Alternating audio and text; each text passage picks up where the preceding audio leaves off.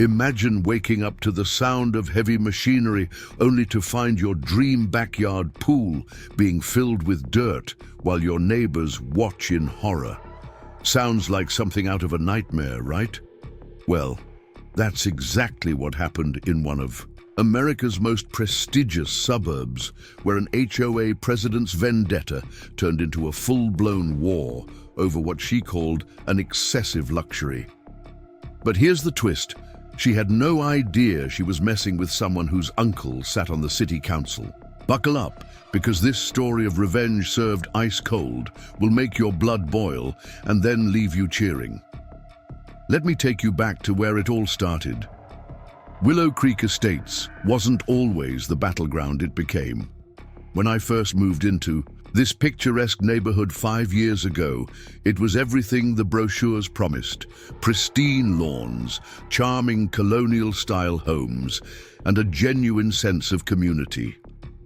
Our little corner of Silverbrook Valley had that perfect blend of modern luxury and small-town charm that made it feel like something out of a lifestyle magazine. My home, a spacious 2-story colonial with classic shutters and a sprawling backyard, sat on a quiet stretch of Maple Ridge Drive.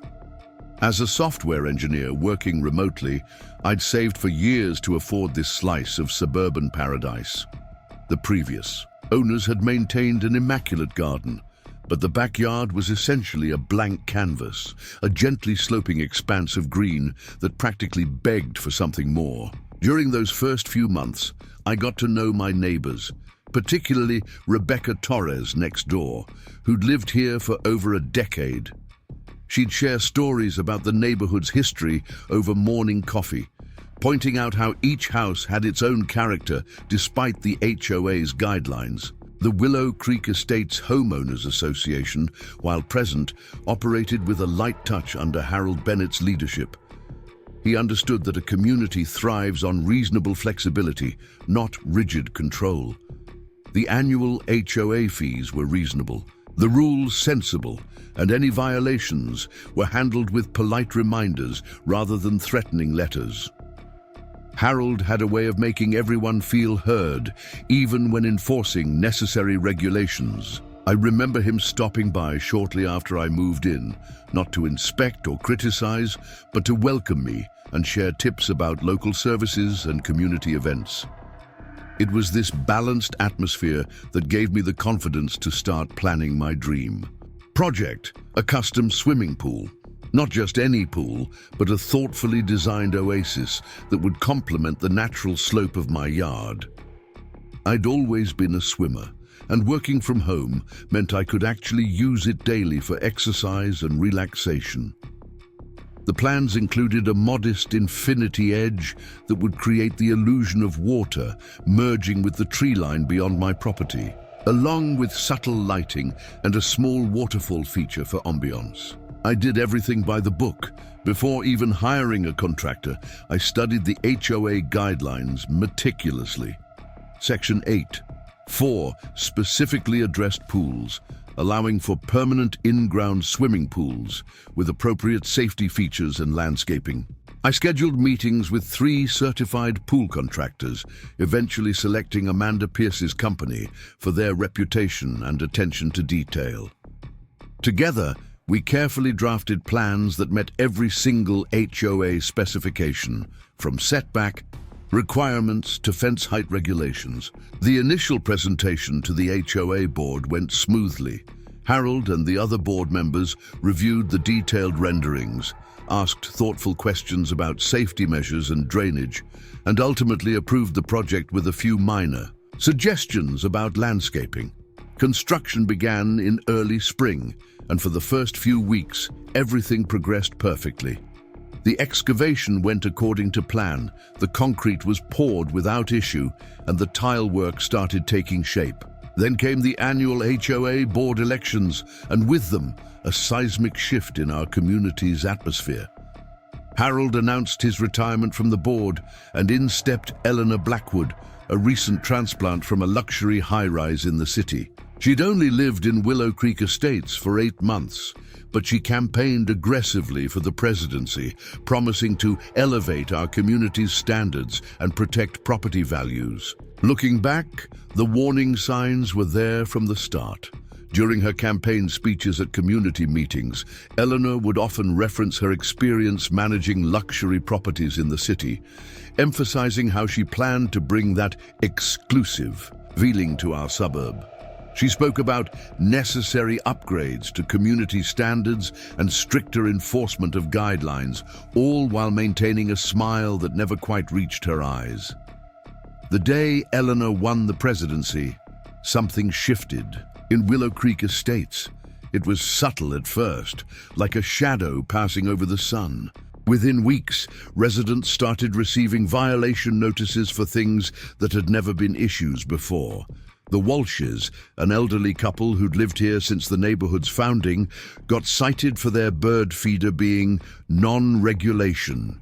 The Thompsons, who'd just moved in, were threatened with fines because their moving boxes were visible through their garage windows for more than 24 hours. But it was during my pool's final construction phase that I first felt Eleanor's attention, turned specifically toward me. I noticed her one morning, standing at the edge of my property, taking photos with her phone. She wore an impeccable white pantsuit that seemed to repel dust. Her platinum blonde hair swept into a severe bun. When I walked outside to greet her, she didn't even pretend to be friendly. "Mr. Reeves," she said, her voice dripping with artificial sweetness. "I don't recall approving such an elaborate pool design." She emphasized the word elaborate as if it was something dirty. I explained that the project had been approved months ago under the previous board and showed her the signed documentation. Her smile tightened, and she took one last photo before turning on her heel. "We'll see about that," she murmured, just loud enough for me to hear. "Times are changing in Willow Creek Estates." I didn't know it then, but those words would mark the beginning of a neighborhood war that would eventually lead to backhoes in my yard, police involvement, and one of the most satisfying cases of karma I've ever witnessed. But to understand how things escalated so dramatically, you need to know what happened next. The morning after Eleanor's ominous visit, I woke to find an official-looking envelope slipped under my front door. The crisp white paper bore the Willow Creek Estates letterhead, now redesigned with an elaborate gold foil border that seemed to scream new management. Inside, I found a notice that made my coffee go cold in my hand.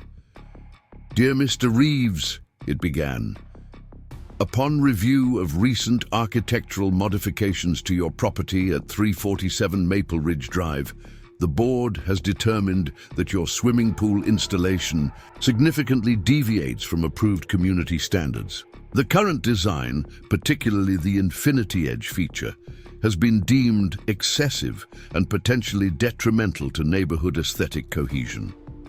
The letter went on to detail a list of alleged violations, each more absurd than the last. The water feature was classified as an unauthorized water display. The subtle evening lighting was labeled excessive illumination. Even the natural stone pavers I'd chosen to match our region's landscape were deemed non-conforming hardscape elements. But it was the final paragraph that really set my blood boiling. Eleanor had given me 72 hours to present a modified design, proposal that would better align with community standards. The alternative, daily fines of $250, plus the threat of legal action for willful non-compliance with HOA directives. I immediately called Amanda Pierce, my pool contractor. She arrived within the hour, her usual cheerful demeanor replaced with professional concern as she reviewed the notice.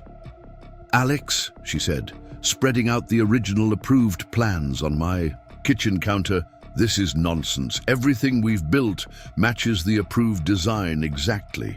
The infinity edge? It's right here in the drawings they signed off on. The lighting plan? Approved in detail. Even the stone selection went through their review process. We spent the morning documenting every aspect of the construction, photographing each feature and matching it against the approved plans.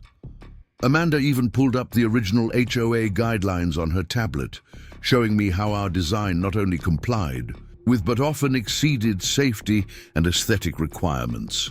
Armed with this evidence, I decided to attend that evening's HOA board meeting.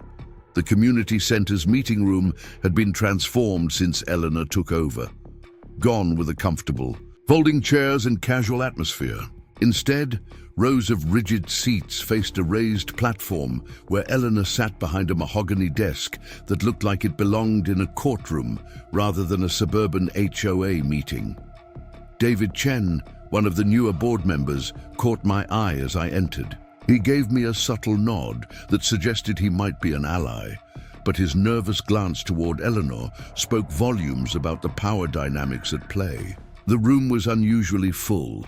Word had spread about Eleanor's aggressive enforcement tactics, and several homeowners had their own grievances to air. When my turn to speak came, I approached the podium with my carefully organized documentation. "Mrs. Blackwood, board members," I began, "I've reviewed your notice regarding my pool installation. I have here the complete approved plans signed by the previous board." Preparing and narrating this story took us a lot of time, so if you are enjoying it, subscribe to our channel. It means a lot to us. Now back to the story. Along with photographic evidence showing that every aspect of the construction matches these specifications exactly. Eleanor's perfectly manicured nails drummed against her desk as I spoke. She didn't even look at the documents I'd brought. Instead, she pulled out a thick binder with the new HOA logo embossed on its cover. "Mr. Reeves," she interrupted, "are you aware of the updated architectural guidelines that went into effect last week?" My heart sank. Last week, the pool was approved months ago, and construction is nearly complete. Nevertheless, she continued with a predatory smile, all ongoing projects must comply with current standards. Section 12. 3 of the new guidelines specifically addresses water features, limiting them to, and I quote, "traditional rectangular or kidney-shaped designs with standard coping and traditional depth." She paused for effect. "Your infinity edge clearly violates this provision." From the back of the room, Rebecca Torres, my next-door neighbor, stood up. "That's ridiculous. You can't change the rules in the middle of an approved project. Alex has done everything right, and that pool is beautiful. It adds value to our whole street." Eleanor's smile never wavered. "Mrs. Torres, while I appreciate your input, this is not up for debate. The board has made its decision." She turned back to me. "Mr. Reeves, you have 2 options. Either modify the pool to meet current guidelines or face the consequences outlined in our notice." I felt my professional calm slipping. "And how exactly do you propose I modify an almost completed infinity edge pool into a traditional rectangle?" "That's not the board's concern," Eleanor replied smoothly. "But I'd be happy to recommend a contractor who specializes in corrections." She slid a business card across her desk. The company name read Premium Property Solutions, and I couldn't help noticing it shared an address with Eleanor's previous workplace. David Chen cleared his throat. "Perhaps we should review the legality of retroactively applying new guidelines to pre-approved projects." His suggestion earned him a glacial stare from Eleanor. "The board's authority to update and enforce guidelines is clearly stated in our charter," she snapped. "Unless anyone else has relevant business to discuss, this meeting is adjourned." As people filed out of the room, I noticed Eleanor in deep conversation with a man I'd never seen before. He wore an expensive suit that seemed out of place in our suburban setting, and the way he kept glancing in my direction made me uneasy. I later learned his name was Victor Reeves, no relation, a property developer known for his aggressive tactics in improving neighborhoods. That night, I could barely sleep. The sound of water from my nearly completed pool, which had always been soothing, now felt like a countdown timer. I spent hours researching property law and HOA regulations, looking for precedents that might help my case. Around midnight, my phone lit up with a text from David Chen. "Be careful, Eleanor's done this before. Her last HOA ended up in legal trouble, but not before she caused serious damage. Document everything." The next morning, I had just finished my first cup of coffee when I heard machinery rumbling down my street. Through my kitchen window, I watched in disbelief as a dump truck full of dirt backed into my driveway, followed by a small bulldozer. Eleanor emerged from her Mercedes, clipboard in hand, accompanied by Victor and two men in construction vests. I burst out my front door. "What do you think you're doing?" Eleanor's smile was arctic. "Since you've failed to comply with the modification order, the board is exercising its right to remedy the violation. Section 15. 7 of the new guidelines allows for direct intervention in cases of continued non-compliance. You can't just fill in my pool." I was almost shouting now. "This is private property." "Actually," Victor stepped forward, waving a document, "we can. This is a court-approved enforcement action. Your continued defiance of HOA regulations has left us no choice." I snatched the paper from his hand, my eyes racing over the text. It looked official, with stamps and signatures, but something felt off. My years of reading software contracts had taught me to spot irregularities, and this document had several. The date formats were inconsistent, and the judge's signature looked different from one page to the next. Rebecca Torres had emerged from her house, phone in hand, already recording. Other neighbors began gathering, watching in shocked silence as the bulldozer's engine roared to life. I stood my ground in front of the pool, my mind racing. That's when I remembered my Uncle Marcus, the city council member, had warned me about Victor Reeves months ago.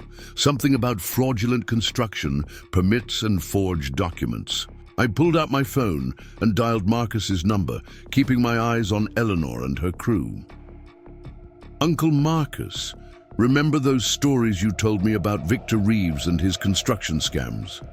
Well, he's in my backyard right now with a bulldozer, about to fill in my pool, and you'll never guess who he's working with."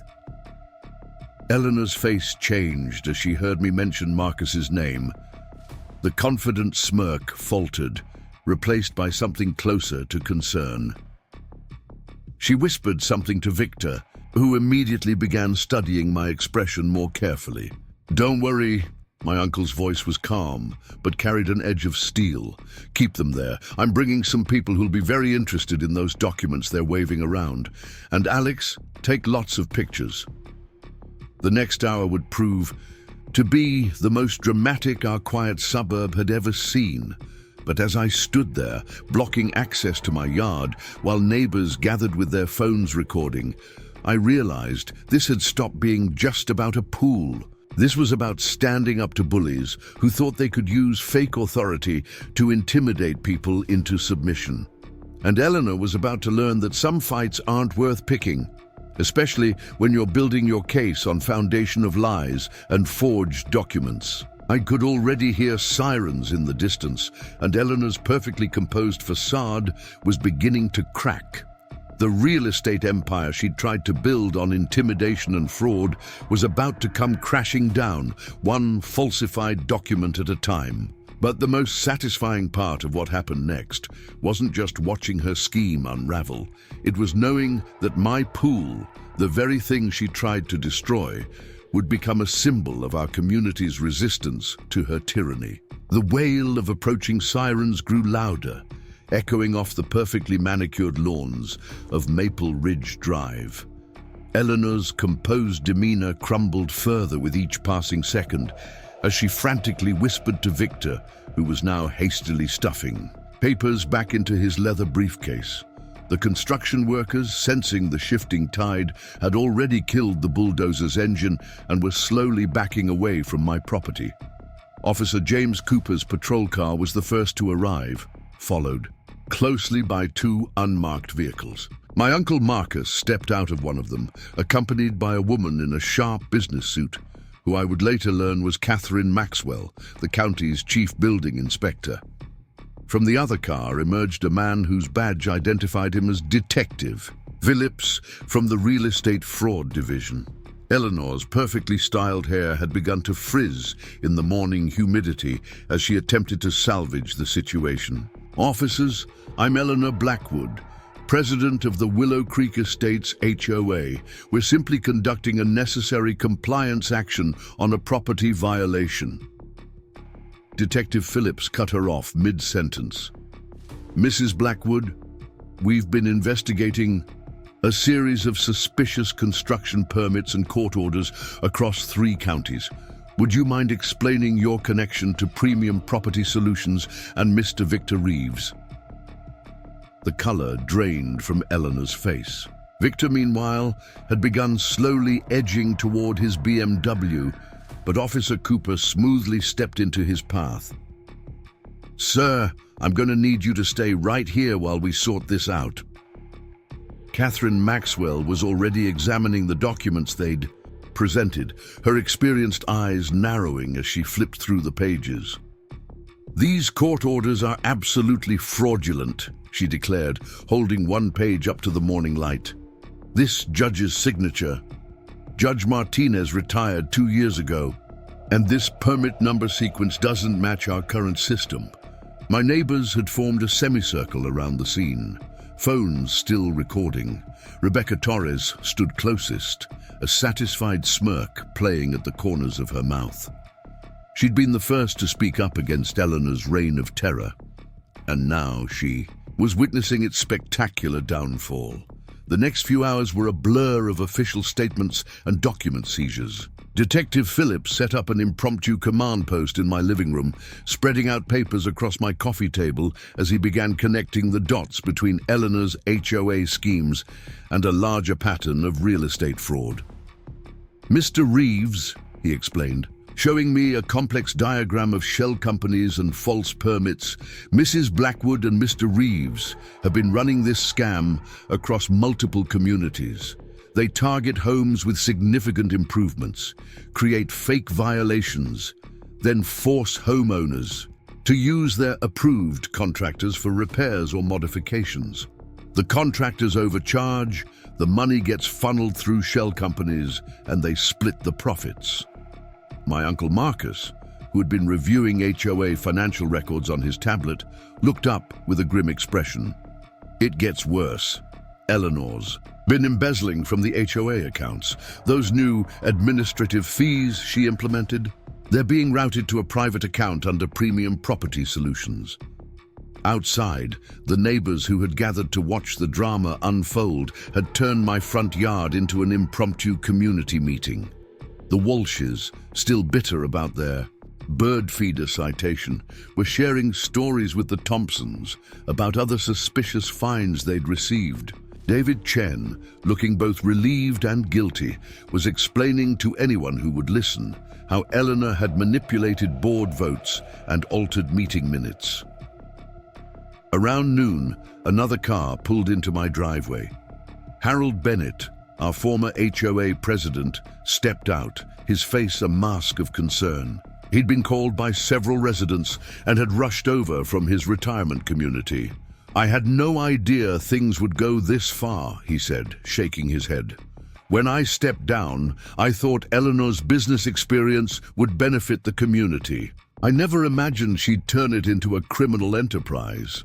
The investigation continued throughout the day. More officials arrived, more documents were examined, and more revelations came to light. Eleanor's scheme, it turned out, went far beyond just my pool. She had been systematically targeting homes with recent improvements, creating fake violations, and then profiting from the forced modifications. Detective Phillips discovered that Premium Property Solutions had a history of similar operations in other upscale communities. They would infiltrate HOA boards, change bylaws to give themselves more power, and then use that authority to extort homeowners. The infinity edge pool that Eleanor had deemed excessive was just their latest target in a long string of fraudulent enforcement actions. By late afternoon, Eleanor and Victor had been taken to the police station for formal questioning. The construction crew, after providing statements about their involvement, were allowed to leave. Their bulldozer, which had come so close to destroying my pool, sat abandoned in my driveway, a stark reminder of how differently this day could have ended. As the sun began to set, casting long shadows across the now quiet street, neighbors gradually drifted back to their homes. But something had changed in Willow Creek Estates. The atmosphere of fear and suspicion that had pervaded our community under Eleanor's reign had lifted. People lingered in small groups, chatting and exchanging contact information, making plans to revise the HOA bylaws to prevent future abuse. Rebecca Torres organized an impromptu gathering around my pool, the very feature that had sparked this whole confrontation. As people settled into deck chairs and balanced paper plates of hastily assembled snacks, the water feature that Eleanor had deemed so offensive burbled peacefully in the background. The infinity edge, catching the last rays of sunlight, created a shimmer that seemed to stretch into the distance, like a symbol of our community's expanded horizons. David Chen, who had been quiet for most of the day, finally spoke up. "I need to apologize to everyone," he said, his voice heavy with regret. "I saw what Eleanor was doing, but I was too afraid to stand up to her. When she threatened to expose some personal financial information she'd somehow obtained, I chose to stay quiet."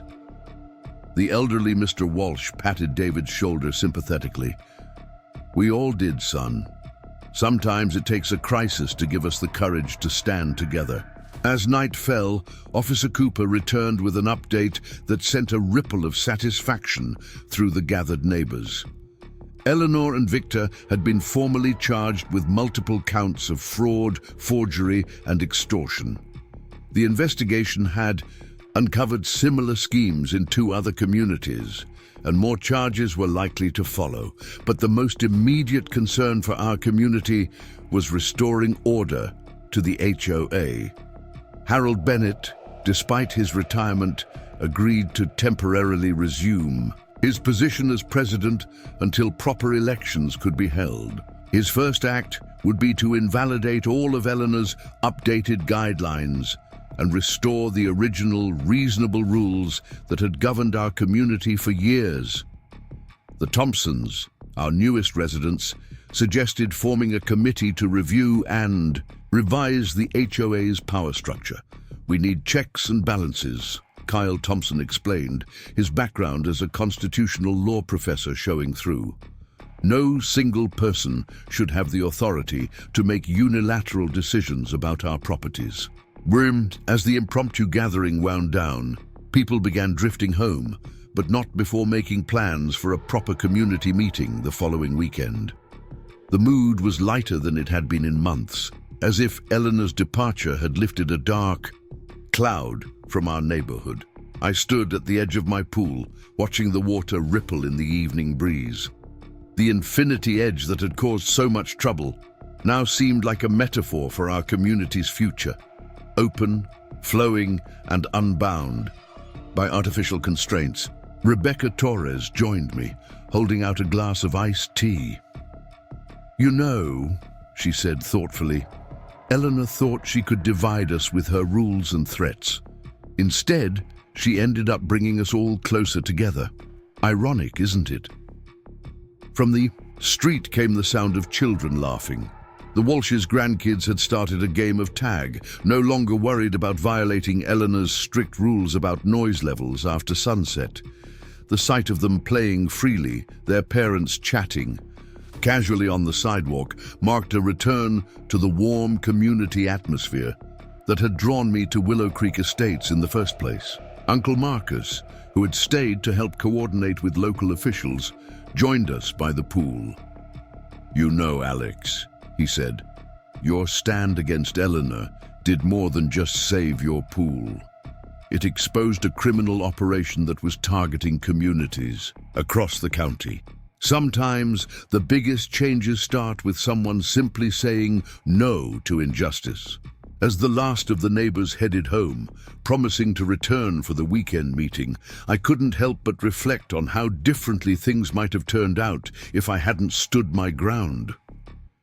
Eleanor's attempt to fill my pool with dirt had instead filled our community with a renewed sense of unity and purpose.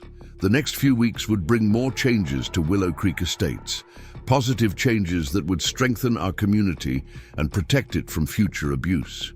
But that evening, as I sat by my pool listening to the gentle sound of flowing water, I realized that sometimes the best features of a community aren't the physical amenities or property values, but the people who come together to protect what matters most. The morning after Eleanor's arrest, Willow Creek Estates woke to an unusually bustling atmosphere. News vans lined Maple Ridge Drive, their satellite dishes reaching toward the sky like mechanical sunflowers. Reporters clutched coffee cups and notepads, eager to cover the story of suburban fraud that had captivated local headlines. My infinity pool, still gracefully spilling over its contested edge, had become an unwitting symbol of resistance against HOA tyranny. Detective Phillips returned early, this time accompanied by a forensic accountant who looked like she hadn't slept in days. "Mr. Reeves," she said, spreading documents across my dining room table, "we've uncovered something remarkable in Eleanor's financial records. The pool enforcement wasn't just about control, it was part of a sophisticated real estate manipulation scheme." The accountant, introducing herself as Dr. Sarah Miller, began explaining the intricate web of financial deception. Eleanor and Victor hadn't just been targeting individual homeowners. They had been systematically devaluing specific sections of the neighborhood. Their end game, buried in encrypted emails recovered from Victor's laptop, was to force distressed sales and then flip the properties through their shell companies. "Your infinity pool," Dr. Miller explained, pointing to a highlighted section of their business plan, was actually increasing surrounding property values. It made their artificial devaluation strategy more difficult. That's why Eleanor was so desperate to have it filled in. She needed to eliminate anything that might counteract their manufactured decline. Outside, Harold Bennett had set up an impromptu command center on my back patio, transforming the space around my controversial pool into headquarters for community recovery. Neighbors streamed in and out, bringing coffee, pastries, and stories of their encounters with Eleanor's regime. The Walsh's famous homemade cinnamon rolls, previously banned from community events due to Eleanor's approved caterers-only policy, made a triumphant return. Patricia Walsh, arranging another tray of rolls, shared a revelation that sent ripples through the gathered crowd. "Remember that mysterious fire at the community center last spring? The one that destroyed all the old HOA records?" She lowered, her voice dramatically. "Well, my nephew's a fire investigator in the next county. He just called. They've reopened the case based on new evidence from Eleanor's seized documents." The implications were staggering. Eleanor and Victor hadn't just been running a current scheme. They had been systematically erasing evidence of past operations. The community center fire, which Eleanor had used to justify her updated documentation system, suddenly appeared far more sinister. Kyle Thompson, our resident legal expert, was reviewing the HOA's original bylaws, preserved thankfully in the county records office. "This is fascinating," he said, adjusting his reading glasses. "Eleanor's supposed emergency powers weren't just overreaching, they were completely fabricated. The documents she presented as historical precedent were actually created just months ago." Around noon, Amanda Pierce arrived with her construction crew, determined to complete my pool's finishing touches despite the media circus. As they worked, she shared her own Eleanor story. "She approached me right after you hired us," Amanda revealed. "Offered to partner on future projects in the neighborhood. When I declined, she started spreading rumors about my company's work quality. Now I understand why. She wanted her own contractors in place for their scheme. The afternoon brought a surprise visit from the state's Attorney General's office. Two investigators in crisp suits conducted interviews with residents, particularly interested in Eleanor's connection to similar cases across the state. Their presence underscored the growing scope of the investigation. What had started with my pool was unraveling a statewide network of HOA fraud. Rebecca Torres, who had become our unofficial community historian, organized an impromptu exhibition of Eleanor's reign of terror in her garage. Violation notices, fake invoices, and altered meeting minutes covered one wall, while a timeline of suspicious events filled another. Neighbors added their own documents throughout the day, creating a paper trail of manipulation that stretched back to Eleanor's arrival. "Look at this pattern," Rebecca pointed out to the gathering crowd. Every time someone made a property improvement that would increase values, they'd receive citations for obscure violations. But if they agreed to use premium property solutions for corrections, the violations mysteriously disappeared. As evening approached, the media began to pack up their equipment, but our community remained energized. The Thompsons hosted an informal dinner for those still working through the evidence, transforming their dining room into a war room of documentary analysis. Emily Thompson, a graphic designer, created a digital visualization of Eleanor's network that would later prove crucial in the state's investigation. Around 8 o'clock, my uncle Marcus returned with news that sent a fresh wave of shock through the neighborhood. "Eleanor's not just facing local charges," he announced to the assembled group. "The FBI's white-collar crime division is getting involved." Apparently, our local HOA tyrant was part of a multi-state operation targeting upscale communities across the country. The revelation sparked a new round of discussions and discoveries. David Chen, still seeking redemption for his earlier silence, shared emails he'd preserved showing Eleanor's connections to similar HOA takeovers in other states. The pattern was always the same: infiltrate the board, create chaos through selective enforcement, then profit from the resulting distress. As the night deepened, those still gathered around my pool, now illuminated by the very lighting system Eleanor had deemed excessive, began planning for the future. Harold Bennett, though technically temporary in his return to leadership, was helping draft new HOA bylaws that would prevent future abuse. "The key," Harold explained, sketching out a governance structure on a napkin, "is transparency and distributed authority. No more unilateral decisions, no more secret meetings, and definitely no more private security contractors." The mention of security sparked another realization. The cameras Eleanor had installed throughout the neighborhood, supposedly for community safety, had all been connected to a private server in her home office.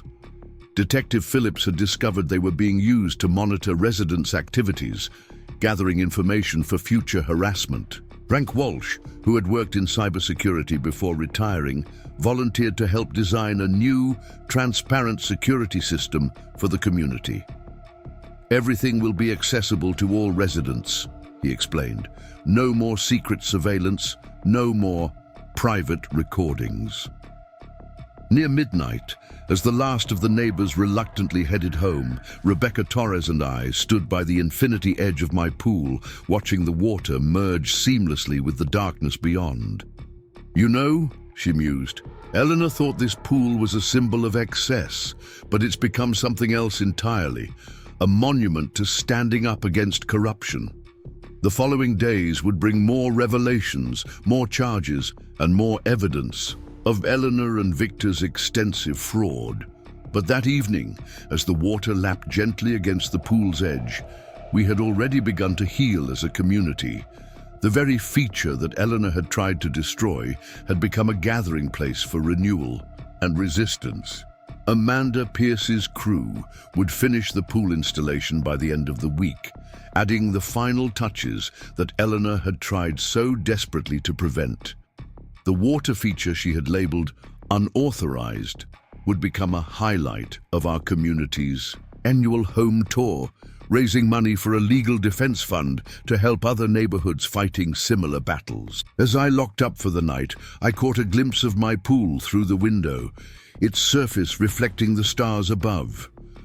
Eleanor's attempt to fill it with dirt had failed, but she had inadvertently filled our community with something far more valuable: unity, strength, and a determination to protect our homes from those who would abuse their power for profit. The security footage from that dramatic morning would later be used in training seminars for HOA boards across the country, a reminder that community governance should serve the residents, not exploit them. Eleanor's scheme to destroy my pool had instead created ripples that would help protect countless other homeowners from similar fraud. Tomorrow would bring more investigators, more evidence, and more work to rebuild our community's trust. But tonight, the gentle sound of flowing water reminded us that sometimes the most beautiful features of our homes are worth fighting for, even when faced with bulldozers, fraud, and fake authority. Eleanor had tried to bury my dreams under a pile of dirt, but instead, she had helped unearth a stronger, more united community than ever before. Sunrise painted the morning sky in shades of amber and rose as forensic accountants wheeled filing cabinets out of Eleanor's pristine colonial home. The FBI had arrived before dawn with a search warrant, their presence marking a significant escalation in what had begun as a local HOA dispute. Agent Diana Spencer, lead investigator for the White-Collar Crimes Unit, paused on Eleanor's manicured lawn to brief the growing crowd of residents. "What we're dealing with here goes beyond simple fraud," she explained, her voice carrying across the hushed gathering.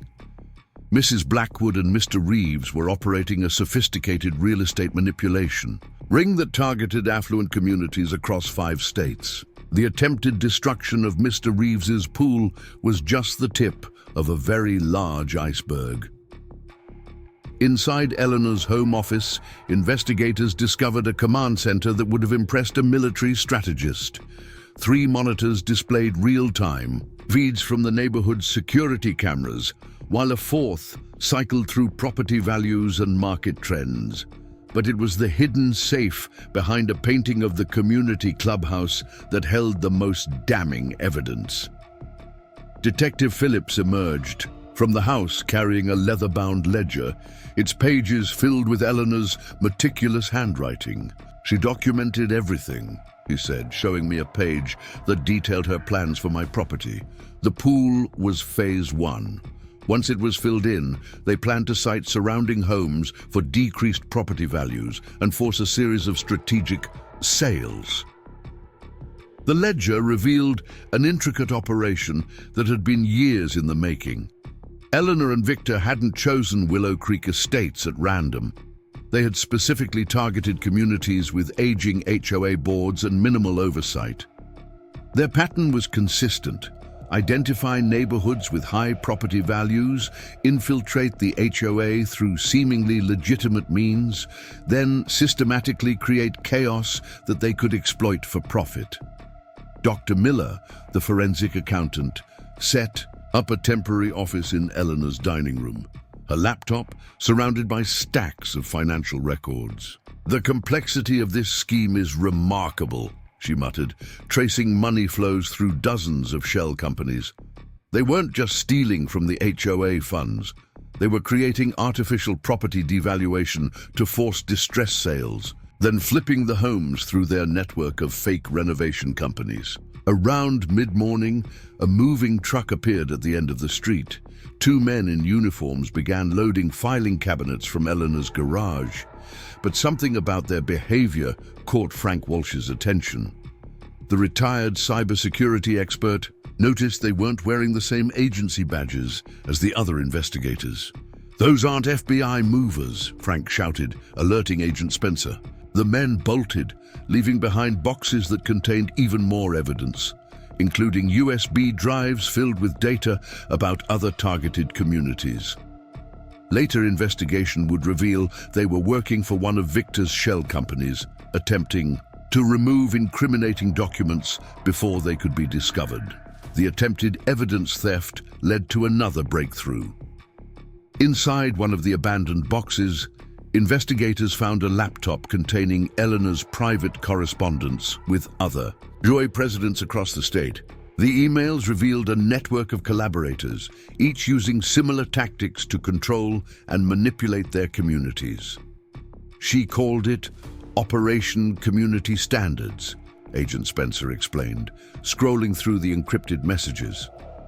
They had a playbook: target homes with unique features like your infinity pool, create false violations, then use the ensuing chaos to reshape the neighborhood according to their financial interests. Rebecca Torres, who had been helping catalog evidence, discovered something particularly disturbing in Eleanor's personal files. She had detailed dossiers on every homeowner, Rebecca revealed, her hands trembling as she held up a thick folder. Personal information, financial records, even medical histories, anything she could use as leverage. The dossiers explained how Eleanor had maintained control for so long. She hadn't just been enforcing arbitrary rules, she had been systematically gathering compromising information on anyone who might oppose her. David Chen's silence in the face of her schemes suddenly made more sense. She had known about his struggles with medical debt and used that knowledge to ensure his compliance. As the day progressed, more residents came forward with stories that now fit into the larger pattern of manipulation. The Thompsons hadn't just been cited for visible moving boxes.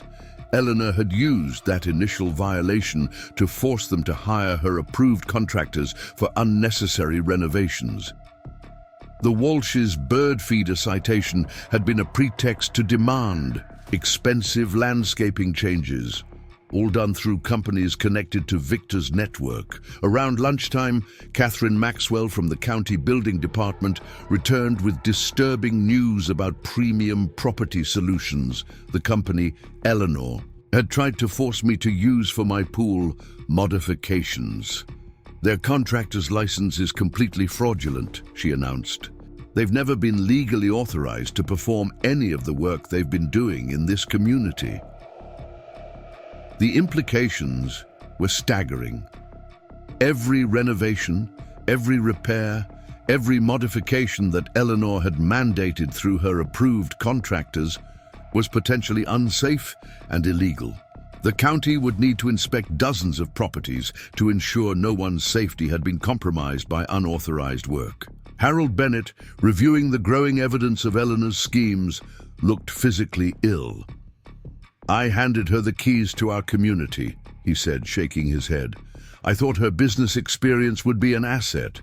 Instead, she used our trust to build a criminal enterprise." But amid the shocking revelations, something remarkable was happening in Willow Creek Estates. As each new detail of Eleanor's manipulation emerged, the community grew stronger and more united. Neighbors who had been intimidated into silence began sharing their stories, offering support to others who had faced similar harassment. Amanda Pierce, who had refused to participate in Eleanor's schemes, found herself suddenly in demand as homeowners sought her expertise in evaluating the work done by Premium Property Solutions. "Most of it needs to be completely redone," she explained, inspecting the Thompsons' supposedly mandatory renovations. They cut corners everywhere, used substandard materials, and ignored basic safety codes. The FBI's investigation expanded to include Eleanor's connections to real estate investment firms and property management companies across the region. Agent Spencer revealed that similar schemes had been uncovered in luxury communities in neighboring states, all following the same pattern of HOA infiltration and systematic manipulation. By late afternoon, The gravity of Eleanor's crimes had become clear. This wasn't just about my pool, or even about Willow Creek Estates. It was about an organized criminal enterprise that had been targeting communities like ours across the country. The attempted destruction of my infinity pool had inadvertently exposed a network of fraud that stretched far beyond our neighborhood's borders. Kyle Thompson, reviewing the legal implications, estimated that Eleanor and her associates could face decades in prison. The scope of their fraud is unprecedented, he explained. Wire fraud, mail fraud, racketeering, extortion, and that's just at the federal level. They'll face state charges as well. As evening approached, residents gathered once again around my pool, which had become a symbol of resistance against corruption. The infinity edge that Eleanor had tried to destroy now reflected the sunset, its peaceful flow a stark contrast to the turmoil of the day's revelations. Rebecca Torres, who had spent hours helping investigators sort through evidence, summed up the community's feelings. Eleanor thought she could control us through fear and manipulation. Instead, she brought us together in ways she never imagined. Every fake violation, every threat, every attempt at intimidation just made our community stronger. The FBI would continue their investigation for weeks, uncovering more connections and conspiracies with each passing day. But that evening, as neighbors shared stories and planned for the future, something fundamental had shifted in Willow Creek Estates. The very tactics Eleanor had used to divide us had ultimately united us, creating bonds that would protect our community from future attempts at manipulation. My pool, once targeted for destruction, had become a gathering place for healing and renewal. The water feature that Eleanor had deemed excessive now served as a reminder that sometimes standing firm against injustice can reveal deeper truths and forge stronger communities. As stars began to appear in the darkening sky, their reflections dancing on the pool's surface, we knew that Willow Creek Estates would never again fall victim to those who would abuse power for profit. Autumn. Leaves drifted across the surface of my infinity pool as Detective Phillips returned to Willow Creek Estates with a thick manila envelope. 3 months had passed since Eleanor's attempted raid on my property, but the ripple effects continued to spread through communities across the country. The detective's expression suggested today's revelations would be particularly significant. "We've completed the forensic analysis of Eleanor's private server," he announced, spreading photographs across my patio table. "These aren't just random property violations she was targeting. Look at the pattern. The images showed dozens of luxury homes with distinctive architectural features, infinity pools, custom gardens, unique renovations.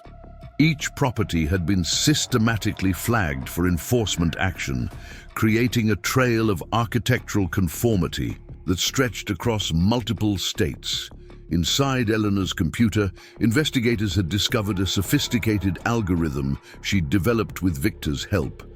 It identified homes with unique features that enhanced property values, then generated fabricated violation notices designed to force modifications. The goal wasn't just profit, it was architectural control on a massive scale.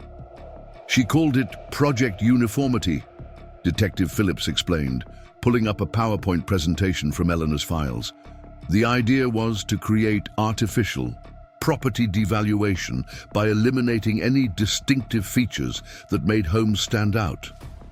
Your infinity pool wasn't just a target because of its value. It represented everything their algorithm was designed to eliminate. The presentation detailed Eleanor's vision for what she called optimal community standardization.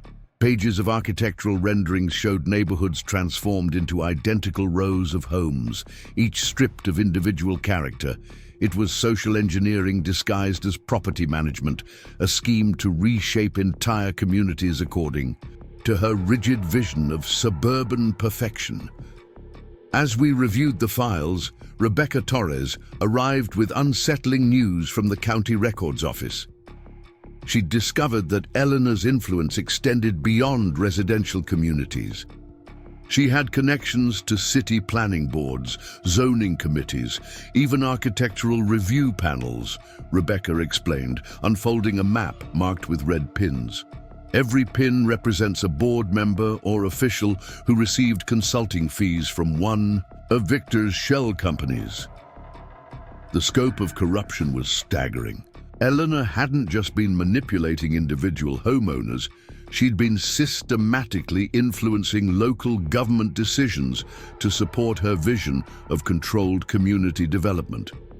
The fake violation notices and forced modifications were just one part of a larger plan to reshape suburban landscapes according to her algorithmic standards. Around noon, Amanda Pierce arrived with her own disturbing discovery.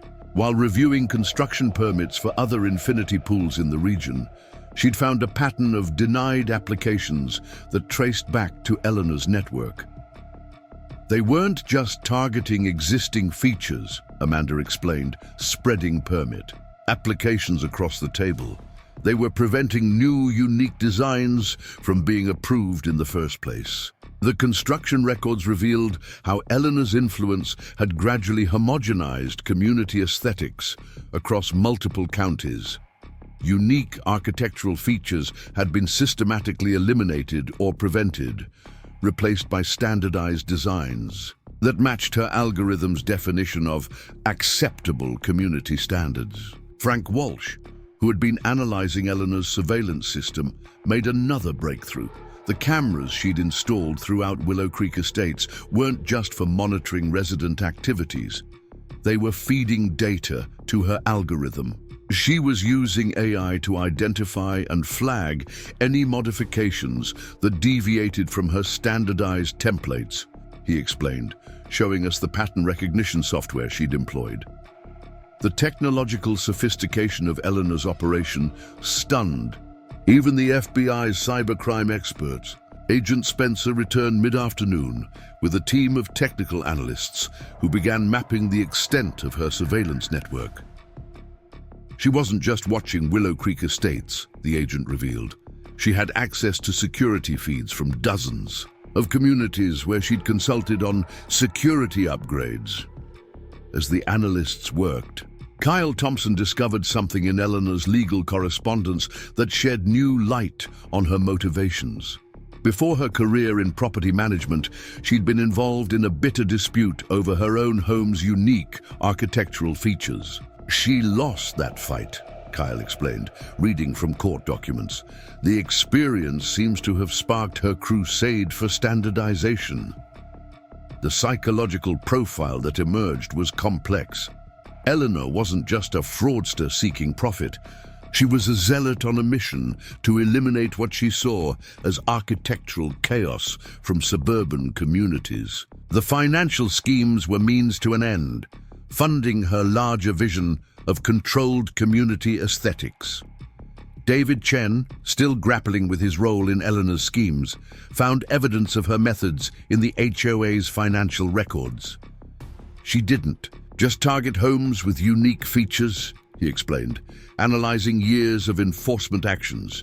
She systematically increased fines and penalties for any deviation from her standards, making it financially impossible for homeowners to maintain distinctive elements. The financial pressure had created a subtle form of architectural coercion.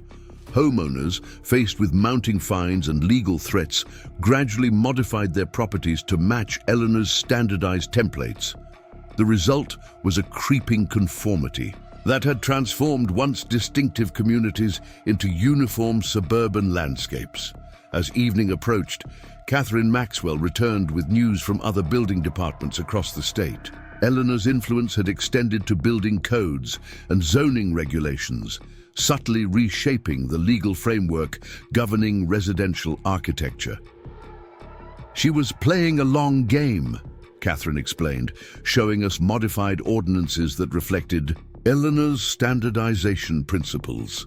The implications reached far beyond individual property rights. Eleanor's campaign for uniformity had influenced the very regulations governing community development, creating barriers to architectural creativity that would persist long after her schemes were exposed. Uncle Marcus, reviewing the evidence, with growing concern, recognized the broader threat to community character. This isn't just about property values or HOA overreach, he observed. It's about the right of communities to maintain their unique identity and character. The gathering darkness found us still working through Eleanor's files, each new discovery revealing another layer of her systematic assault on architectural diversity. The infinity pool that had sparked this investigation glowed softly in the background, its flowing edge a reminder of what Eleanor had tried to eliminate from suburban landscapes. Amanda Pierce, examining architectural plans from communities affected by Eleanor's schemes, noted a pattern of creative destruction. She didn't just want to prevent new unique features, Amanda explained. She wanted to erase existing ones, creating blank canvases for her standardized vision. The construction documents revealed how Eleanor's network had gradually transformed distinctive properties through a combination of selective enforcement and mandatory modifications. Unique architectural elements were systematically identified, cited for violations, and either modified or removed entirely. As night fell, Agent Spencer gathered everyone for a final briefing. The FBI's investigation had uncovered evidence of Eleanor's influence in community development projects across multiple states. Her algorithmic approach to standardization had shaped the development of countless neighborhoods, leaving a legacy of architectural conformity that would take years to unravel. The revelations sparked intense discussions about the future of community governance and architectural freedom. Kyle Thompson proposed new legal frameworks to protect distinctive features and prevent algorithmic enforcement of community standards. The Willow Creek Estates HOA, under Harold Bennett's restored leadership, began drafting bylaws that would preserve architectural diversity while maintaining reasonable community standards.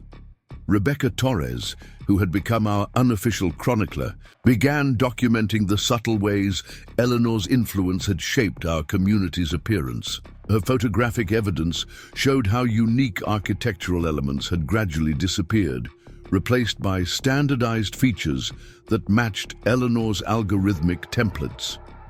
The investigation would continue for months, uncovering more connections and exposing the full scope of Eleanor's architectural control scheme. But that evening, as neighbors gathered around my infinity pool, the feature that had sparked this investigation, something fundamental had shifted in our understanding of community identity. My pool, once targeted for destruction, had become a symbol of resistance against forced conformity. The water feature that Eleanor's algorithm had flagged as a deviation now represented everything she had tried to eliminate: creativity, individuality, and the right of homeowners to express their unique vision within their communities. As stars, reflected in the pool's dark surface, we understood that Eleanor's true crime wasn't just financial fraud or HOA overreach. It was an attempt to standardize the very character of suburban communities, to replace architectural diversity with algorithmic uniformity. Her scheme to fill my pool with dirt had inadvertently exposed a deeper threat to community identity, sparking a movement to protect the distinctive features that make each neighborhood unique. Winter frost painted delicate patterns on the pool cover as Agent Spencer's team unveiled their most shocking discovery yet. Hidden within Eleanor's meticulously organized files, they found evidence of a deeper conspiracy that extended far beyond our suburban community. The morning sun cast long shadows across the frost-covered patio as the agent spread documents across the outdoor table, her breath visible in the crisp air. "We've uncovered a connection to Global Vista Development Corporation," she explained, pointing to a complex web of financial transactions.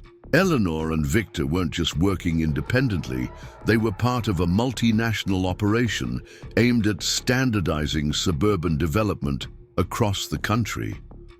Global Vista, it turned out, had been purchasing failing HOAs through shell companies, installing managers like Eleanor to implement their vision of controlled community development. Their ultimate goal wasn't just architectural conformity, it was the creation of what they called optimized living spaces that could be easily replicated and managed across different markets.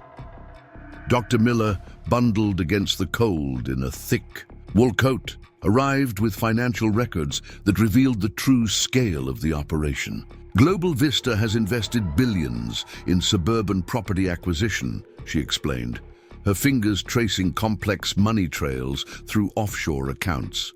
They use people like Eleanor to create artificial crises in target communities, then swoop in to rescue them with standardized development packages. The investigation had expanded to include international financial crimes experts who discovered that Global Vista's influence extended across multiple continents. The company had been systematically implementing their community standardization model in suburbs around the world, using local operators like Eleanor to enforce their vision of controlled development. Around midday, Catherine Maxwell arrived with architectural plans seized from Global Vista's regional office. The documents revealed a disturbing vision for suburban development, entire communities designed to eliminate individual expression in favor of what the company called optimal uniformity. My infinity pool, with its unique design and personal character, represented everything their model sought to eliminate. Kyle Thompson, reviewing Global Vista's legal framework, discovered how they manipulated property laws to support their standardization efforts. They've been quietly lobbying for zoning changes that favor their development model, he explained, showing us proposed legislation that would make unique architectural features increasingly difficult to approve. The afternoon brought a visit from Professor Elizabeth Chen, an urban planning expert from the State University. She'd been tracking Global Vista's influence on suburban development patterns and saw Eleanor's actions as part of a larger trend. They're not just standardizing architecture, she explained, gesturing toward the surrounding homes. They're trying to reshape how entire communities function. The professor's research revealed how Global Vista's standardization model affected everything from traffic patterns to social interaction. Communities under their influence showed decreased pedestrian activity, reduced social gathering spaces, and a gradual erosion of neighborhood character. The company's vision of optimal living prioritized management efficiency over community vitality. Frank Walsh, who'd been analyzing Global Vista's technology infrastructure, made a disturbing discovery about their surveillance systems. The cameras Eleanor installed weren't just for monitoring violations, he explained, showing us technical specifications. They were collecting data on resident behavior patterns, feeding information to Global Vista's community optimization algorithms. The technological sophistication of their operation was staggering. Global Vista had developed AI systems that analyzed everything from property maintenance patterns to social interactions, using the data to refine their standardization models. Eleanor's enforcement actions had been guided by these algorithms, targeting features that deviated from the company's optimal parameters. Rebecca Torres uncovered evidence of Global Vista's influence in local media coverage. The company had been subtly shaping public perception through sponsored content and strategic partnerships with real estate publications. They've been promoting their standardized communities as the future of suburban living, she explained, showing us carefully crafted marketing materials. As evening approached, Amanda Pierce arrived with information about Global Vista's construction practices. The company had been systematically eliminating local contractors who didn't conform to their standardized building methods, creating a network of approved vendors who would implement their vision without question. Detective Phillips returned, with news from other communities affected by Global Vista's operations. The pattern was consistent. Unique architectural features were gradually eliminated, replaced by standardized elements that matched the company's templates. Individual expression was sacrificed for corporate efficiency. The scope of the conspiracy had grown far beyond our initial understanding. Eleanor wasn't just a rogue HOA president. She was part of a coordinated effort to reshape suburban communities according to a corporate vision of standardized living. Her attempt to destroy my pool had inadvertently exposed a threat to community identity that extended far beyond our neighborhood. Harold Bennett, reviewing Global Vista's community management guidelines, recognized how their strategies had influenced HOA operations across the country. They've been systematically removing the human element from community governance, he observed, noting how their standardized enforcement protocols eliminated individual consideration. As night fell, Uncle Marcus arrived with news from his contacts in city government. Global Vista's influence had extended to municipal planning departments, subtly shaping development policies to favor their standardized approach. The company's vision of controlled community development was becoming embedded in local regulations. The investigation would continue to uncover new layers of Global Vista's operation, but that evening, something remarkable happened in Willow Creek Estates. Neighbors gathered around my pool, now protected by its winter cover, to discuss how to preserve our community's unique character. The very feature that Global Vista's algorithms had targeted for elimination had become a symbol of resistance against corporate standardization. David Chen, inspired by the community's unity, proposed creating a heritage preservation committee to protect distinctive architectural features. The idea quickly gained support, with residents sharing stories about the elements that made their homes unique. What had begun as a defense against HOA overreach had evolved into a movement to preserve community identity. The Thompsons, drawing on Kyle's legal expertise, began drafting new HOA bylaws that would protect architectural diversity while maintaining reasonable standards. Their proposal included provisions to prevent the kind of algorithmic enforcement that Global Vista had attempted to implement through Eleanor. As the meeting continued into the night, residents shared their visions for the community's future. The standardization that Global Vista had tried to impose was replaced by ideas for preserving and enhancing neighborhood character. Each unique feature, from my infinity pool to the Walsh's beloved bird feeders, was recognized as part of the community's identity. Amanda Pierce presented plans for a community improvement project that would celebrate architectural diversity.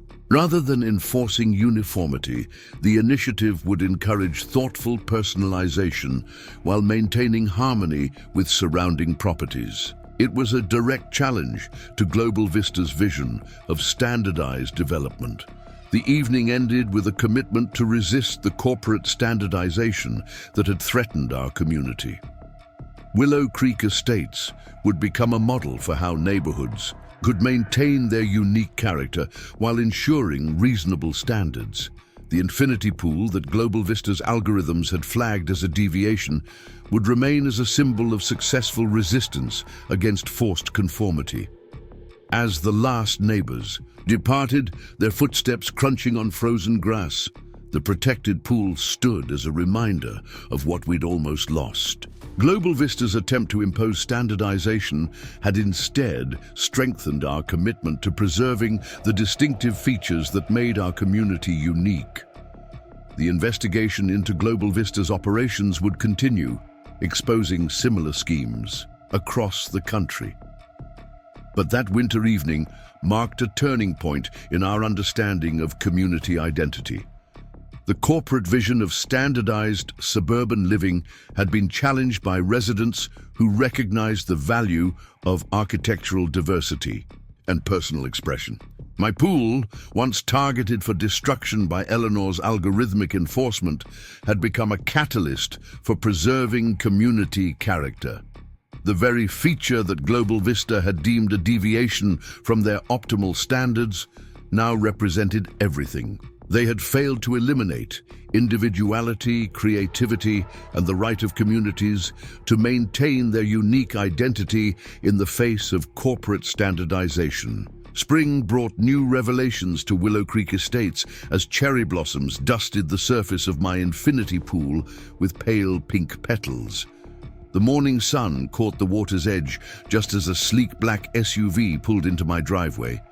Special Agent Diana Spencer stepped out, accompanied by a distinguished-looking man who introduced himself as Professor James Morrison, a leading expert in corporate urban development schemes. What we've uncovered goes beyond Global Vista, Professor Morrison explained, spreading satellite images across the patio table. We're seeing evidence of a coordinated effort by multiple corporations to reshape suburban landscapes according to their standardized templates. They call it Project Symmetry. The satellite images revealed a startling pattern. Communities targeted by Project Symmetry showed identical development patterns, gradual elimination of unique architectural features, implementation of standardized design elements, and systematic reduction of personalized spaces.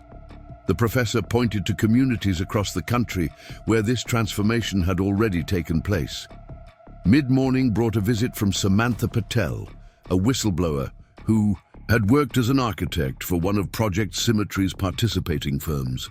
She described attending meetings where corporate executives discussed their vision for optimized suburban spaces, communities designed not for human experience, but for maximum management efficiency. They used terms like deviation reduction and aesthetic normalization, Samantha explained, her hands trembling slightly as she sketched the standardized designs they'd been forced to implement. Any unique feature, like your infinity pool, was seen as a flaw in their system, a disruption to their vision of perfect uniformity. Detective Phillips arrived with files recovered from Eleanor's hidden storage unit. Among stacks of corporate documents and encrypted hard drives, they found training materials for what Project Symmetry called community transformation specialists. Individuals like Eleanor who were recruited to implement their standardization protocols at the local level. The training materials revealed a sophisticated psychological operation. These specialists were taught to manipulate community fears about property values, using artificial crises to push residents toward accepting standardized solutions. Eleanor's attempt to fill my pool with dirt hadn't been a random act of HOA tyranny. It was part of a carefully orchestrated strategy to eliminate distinctive features that resisted corporate standardization. Around noon, Rebecca Torres unveiled her research into Project Symmetry's media manipulation tactics. The corporations had been quietly purchasing local news outlets and real estate publications, using them to promote their vision of standardized communities while discrediting unique architectural expressions as risky or unstable investments. Frank Walsh's cybersecurity analysis revealed how Project Symmetry tracked their progress. Communities under their influence were monitored through sophisticated AI systems that measured what they called conformity metrics. Everything from architectural uniformity to resident behavior patterns. The data was used to refine their standardization strategies and identify resistant elements for elimination. The afternoon brought Catherine Maxwell back to Willow Creek Estates with evidence of how Project Symmetry had infiltrated building departments across the country. Through a network of consultants and lobbyists, they had gradually modified building codes to favor their standardized designs while making unique architectural features increasingly difficult to approve. Professor Morrison explained how Project Symmetry's influence extended beyond individual properties to reshape entire community landscapes. Their standardization protocols affected everything from street layouts to green spaces, creating what they termed optimized living environments that prioritized corporate efficiency over human experience. David Chen discovered how Project Symmetry had manipulated property insurance markets to pressure homeowners into accepting their standards. Insurance companies affiliated with their network had begun raising rates for properties with unique features, using artificial risk assessments to make architectural individuality financially burdensome. As the day progressed, Kyle Thompson uncovered the legal framework that Project Symmetry had built to protect their operations. Through carefully crafted contracts and homeowner agreements, they had created a system that made challenging their standardization efforts nearly impossible once implemented. Amanda Pierce brought architectural renderings showing Project Symmetry's ultimate vision for suburban communities. The images depicted neighborhoods stripped of individual character, transformed into uniform developments where every property conformed to their corporate templates. The renderings were eerily similar to communities where their programs had already been implemented. The investigation revealed how Project Symmetry had developed sophisticated methods for neutralizing community resistance. They maintained databases of deviation clusters, groups of homes with unique features that might inspire others to resist standardization. These clusters were targeted for priority transformation through coordinated HOA enforcement actions. Uncle Marcus arrived with information about Project Symmetry's political connections. The corporations had been systematically building influence in local governments, placing allies in positions where they could facilitate the implementation of standardized development policies. As evening approached, Harold Bennett organized an emergency community meeting to share what we'd learned. Residents gathered in growing numbers, shocked to discover how their community had been targeted for corporate transformation. The reality that Eleanor had been just one piece of a larger standardization machine sparked intense discussions about preserving neighborhood identity. The Thompsons presented their analysis of how Project Symmetry's influence had already begun, affecting Willow Creek Estates. Subtle changes in community guidelines, seemingly random enforcement actions, and pressure to conform to standardized designs all pointed to their methodical approach to transformation. Professor Morrison explained how communities that successfully resisted Project Symmetry's influence had maintained their unique character. These resistance success stories shared common elements: strong community bonds, protected architectural diversity, and active resident participation in governance decisions. Rebecca Torres documented how Project Symmetry's standardization efforts had failed in communities where residents united to protect their unique features. These examples provided valuable lessons for Willow Creek Estates as we developed strategies to preserve our neighborhood's character. The gathering continued as darkness fell, with neighbors sharing stories about the features that made their homes special. Each unique element, from custom gardens to personalized architectural details, represented what Project Symmetry sought to eliminate in their quest for corporate efficiency. David Chen proposed creating a community heritage database to document and protect distinctive features throughout Willow Creek Estates. The idea quickly gained support, with residents volunteering to help catalog the architectural elements that gave our neighborhood its unique character. As stars appeared above the infinity pool that had sparked this investigation, the community's resolve strengthened.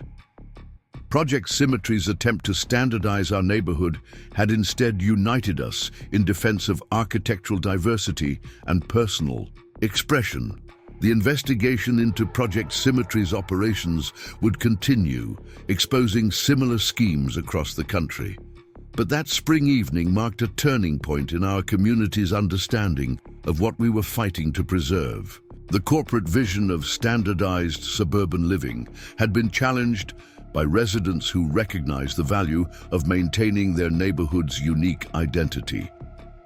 My infinity pool, once targeted for destruction by Project Symmetry's protocols, had become a symbol of successful resistance against corporate standardization.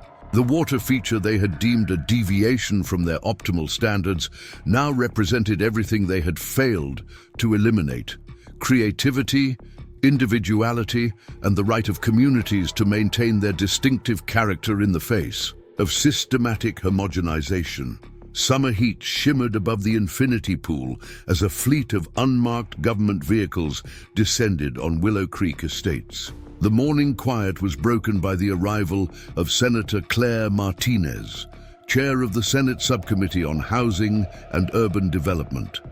Her presence signaled that our local HOA dispute had escalated into a matter of national significance. "What we're witnessing here isn't isolated," the senator explained, gesturing toward the surrounding homes.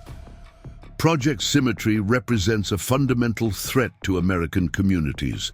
Their standardization protocols have affected thousands of neighborhoods, but Willow Creek Estates is the first to successfully expose their methods." The senator's team had brought evidence of Project Symmetry's influence in federal housing policy. Through carefully placed consultants and strategic campaign contributions, the corporation had been quietly shaping regulations to favor their standardized development model. The implications reached far beyond individual HOA disputes.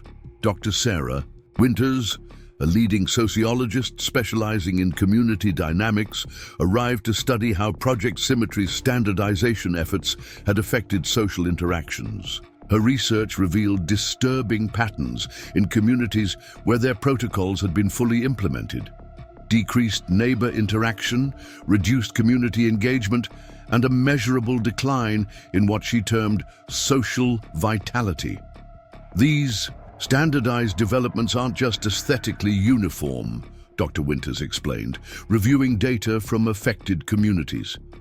They're designed to minimize spontaneous social interaction. Every aspect, from yard layouts to walkway designs, subtly discourages the kind of casual encounters that build strong communities. The investigation took an unexpected turn when Alexandra Chen, a former Project Symmetry executive turned whistleblower, arrived under federal protection. Her testimony revealed the corporation's ultimate goal: the creation of what they called subscription communities, where every aspect of residential life would be controlled through standardized management protocols. The architectural standardization was just phase one, Alexandra explained, sharing internal corporate documents. They're developing systems to regulate everything from landscaping schedules to social gatherings. The goal is to transform homeowners into subscribers who lease standardized living experiences. Detective Phillips returned from a raid on Project Symmetry's regional data center with evidence of their surveillance capabilities. The corporation had developed sophisticated systems for monitoring resident behavior, using AI algorithms to identify and suppress what they termed community deviation patterns. Frank Walsh's analysis of the seized data revealed how Project Symmetry tracked social connections within targeted communities. They maintained detailed maps of resident interactions, identifying and disrupting social networks that might resist. Their standardization efforts, My infinity pool, had been flagged not just for its unique design, but for its potential to become a gathering space that could foster community resistance. The afternoon brought Professor Morrison back with architectural renderings recovered from Project Symmetry's development labs. The images showed their vision for future communities: sterile, uniform environments where every aspect of residential life would be optimized for corporate management rather than human experience. Catherine Maxwell discovered how Project Symmetry had been manipulating property assessment standards nationwide. Through their network of affiliated appraisers, they had created artificial market pressures that devalued unique architectural features while inflating the perceived worth of their standardized designs. The Thompsons presented their analysis of Project Symmetry's legal framework to Senator Martinez's team.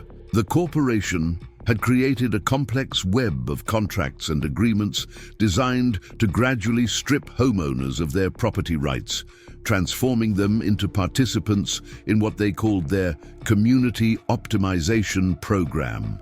Amanda Pierce uncovered evidence of how Project Symmetry had been systematically eliminating traditional architectural craftsmanship.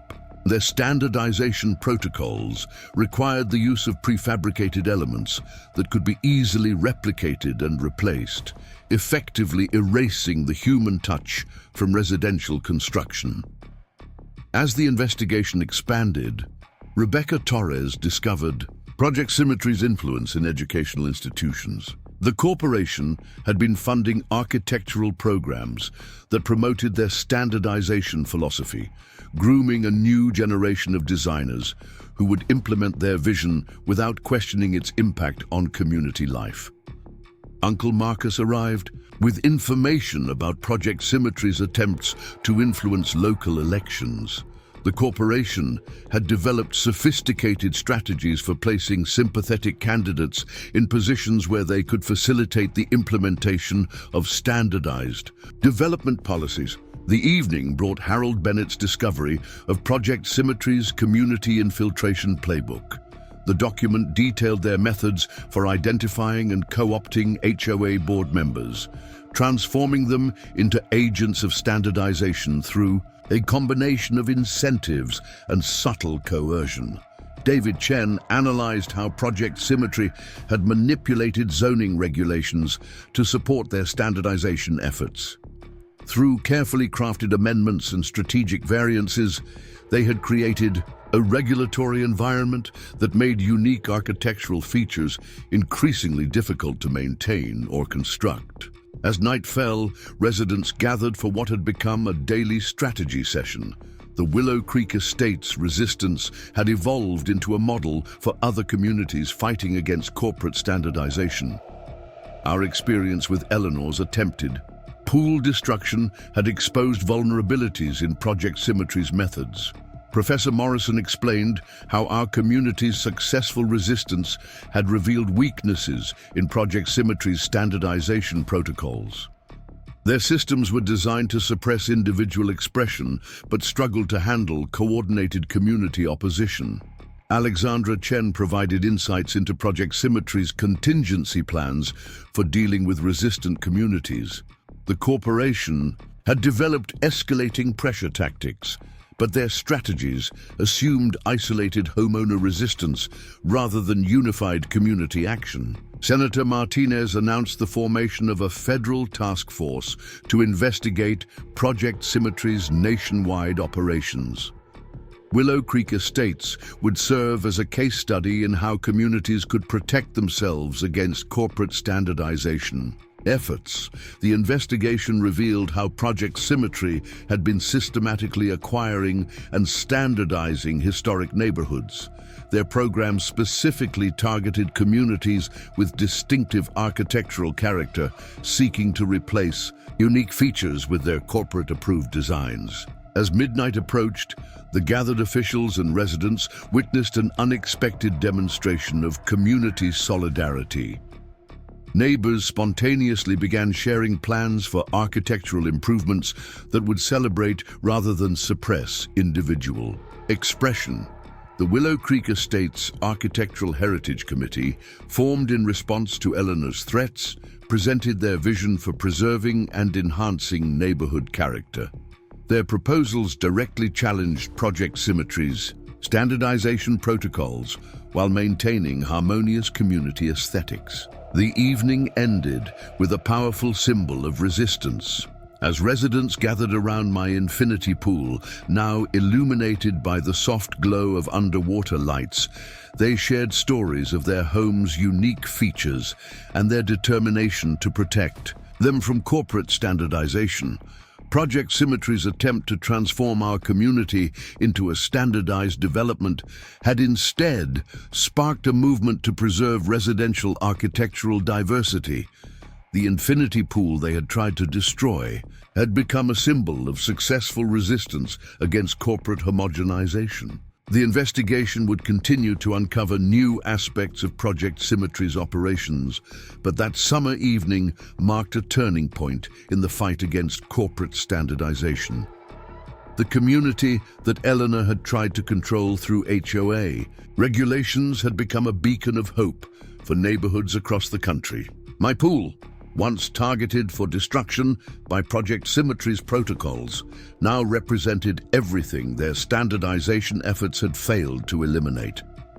Individual expression, community connection, and the fundamental right of homeowners to shape their living spaces according to their own vision, rather than corporate templates.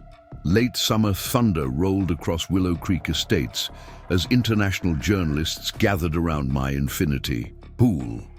The story of our community's resistance against Project Symmetry had caught global attention, drawing media representatives from countries where similar standardization schemes had begun to emerge. The morning air was thick with humidity as cameras captured the water feature that had sparked a worldwide movement against corporate community control. Megumi Tanaka, a prominent Japanese urban development researcher, shared discoveries about Project Symmetry's expansion into Asian markets. Through her tablet, she showed satellite imagery of neighborhoods in Tokyo, Seoul, and Singapore, where unique architectural features were being systematically replaced by standardized designs matching the corporation's templates. What began in American suburbs has become a global phenomenon, Megumi explained, comparing images of affected communities across continents.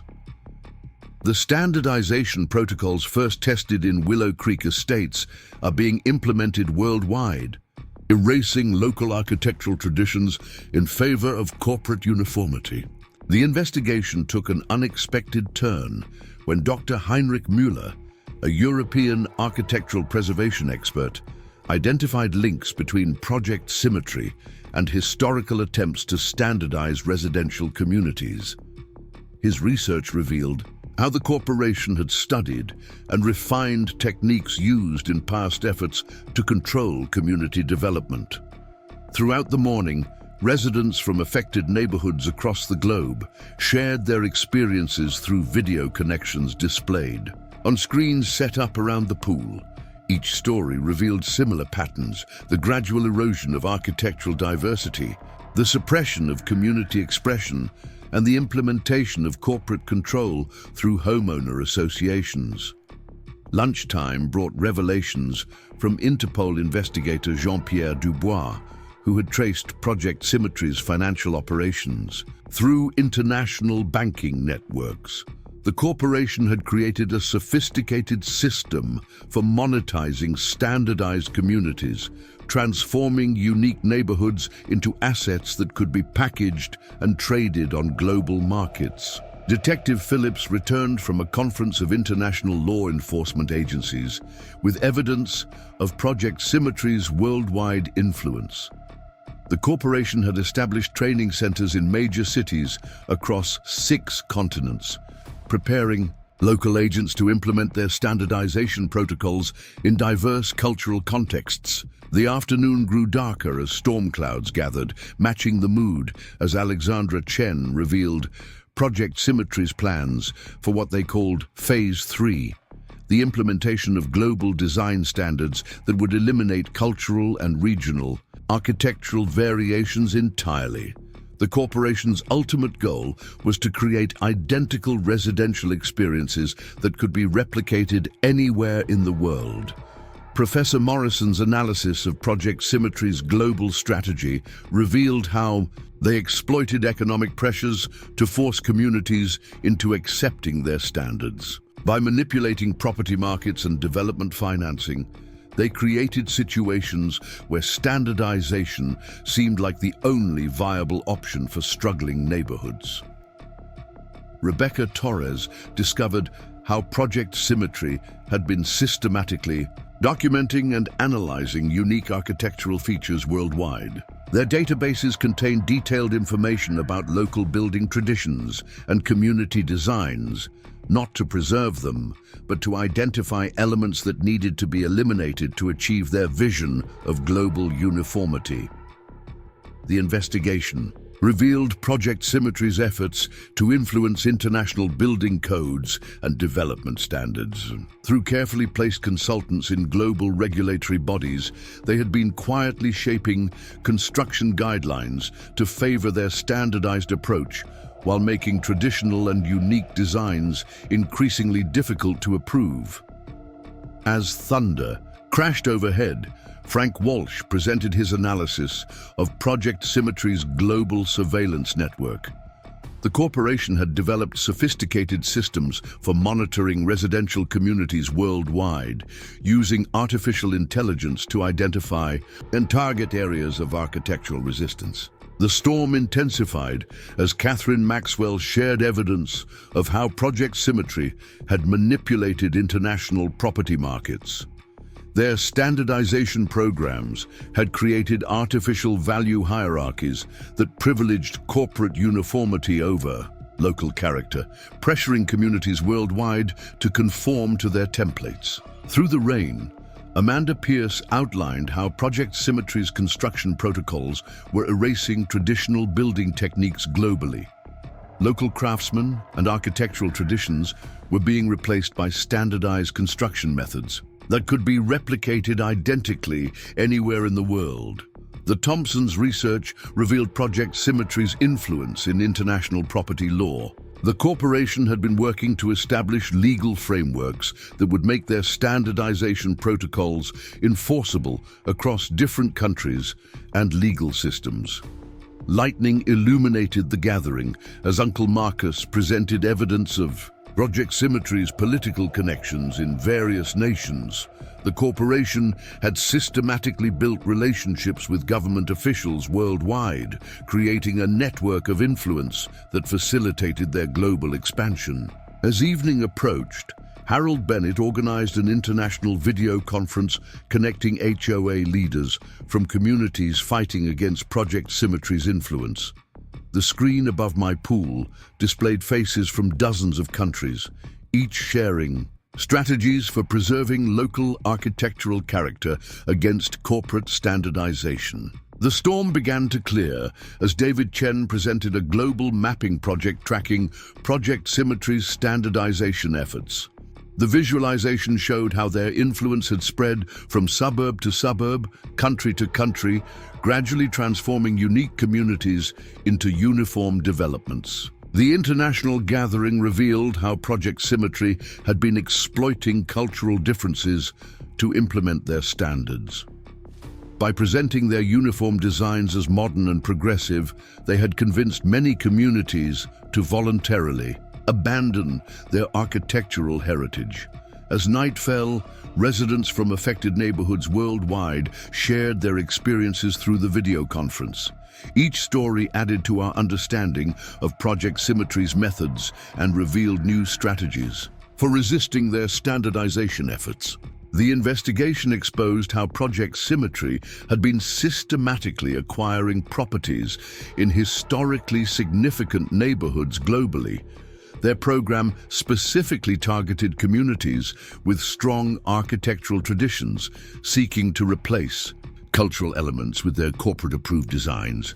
Megumi Tanaka's research revealed how Project Symmetry had adapted their standardization protocols for different cultural contexts while maintaining their core goal of eliminating unique features.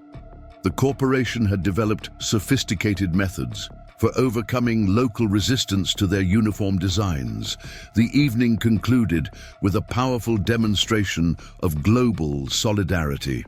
As the storm cleared and stars appeared above Willow Creek Estates, communities worldwide simultaneously illuminated. their own unique architectural features in a coordinated show of resistance against corporate standardization. Project Symmetry's attempt to implement global residential uniformity had instead sparked an international movement to preserve architectural diversity. The infinity pool they had tried to destroy in one American suburb had become a symbol of worldwide resistance against corporate homogenization. The investigation would continue to uncover new aspects of Project Symmetry's global operations, but that stormy summer evening marked a turning point in the fight against corporate standardization. The community that Eleanor had tried to control through HOA regulations had become the center of a worldwide movement to protect residential architectural diversity. My pool, once targeted for destruction by Project Symmetry's protocols, now represented a global struggle to preserve unique community character. The water feature they had deemed a deviation from their standards had become a beacon of hope for neighborhoods worldwide fighting to maintain their distinctive identity against corporate uniformity.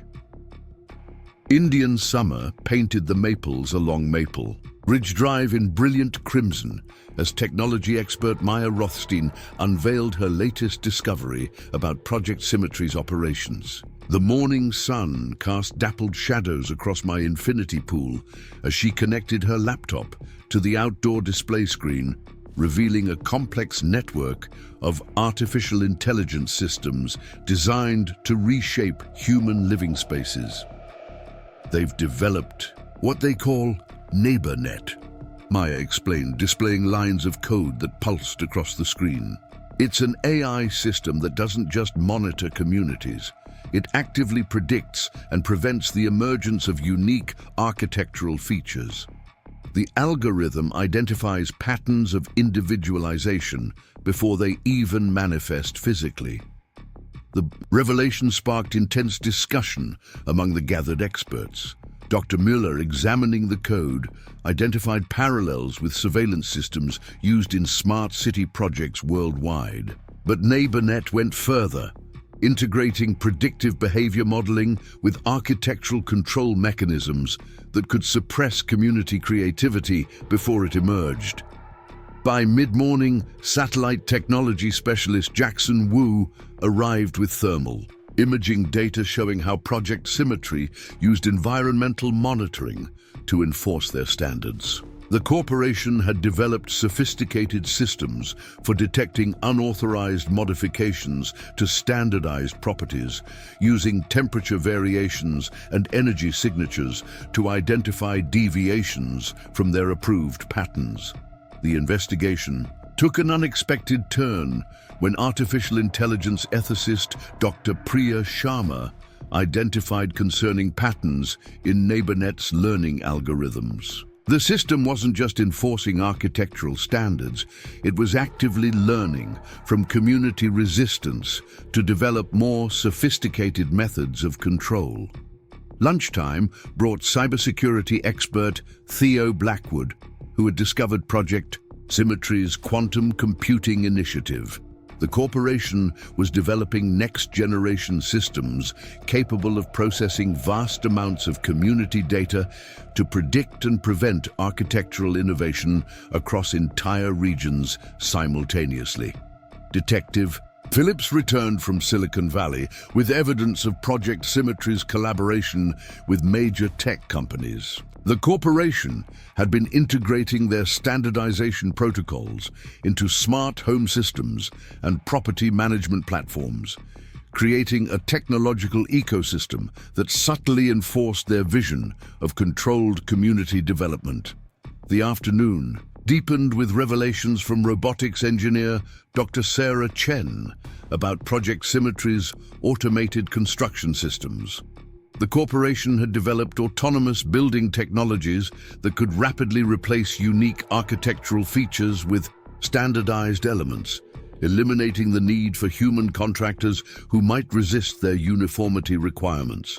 Professor Morrison's analysis of Project Symmetry's technological infrastructure revealed how they planned to implement what they called dynamic standardization, systems that could automatically modify community features in response to changing corporate priorities without requiring explicit enforcement actions.